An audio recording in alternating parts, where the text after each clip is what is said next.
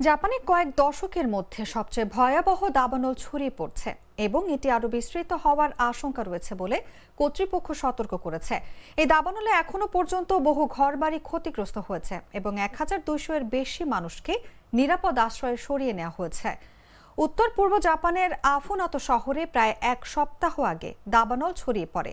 আবহাওয়াবিদদের মতে অস্বাভাবিক শুষ্ক শীত ও প্রবল বাতাস এই আগুনের মূল কারণ। সোমবার পর্যন্ত দাবানল 2100 হেক্টর ভূমি ধ্বংস করেছে এবং 84টি ঘরবাড়ি পুড়িয়ে দিয়েছে। এছাড়া আরো 2000 মানুষ আত্মীয় স্বজন বা বন্ধুদের বাড়িতে আশ্রয় নিয়েছেন। স্থানীয় প্রশাসন ধারণা করছে এই দাবানলের কারণে একজনের মৃত্যু হয়েছে। গত সপ্তাহে শহরের একটি সড়কে এক ব্যক্তির মৃতদেহ পাওয়া যায়।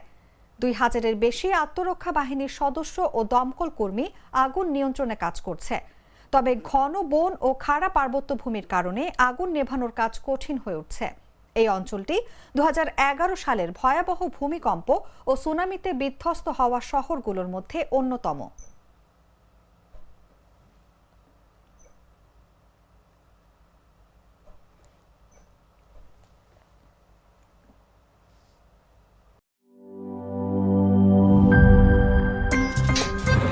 আমার একটা স্মার্ট সিদ্ধান্তে 25% গ্যাসের খরচ কমেছে। ভাবছেন কিভাবে?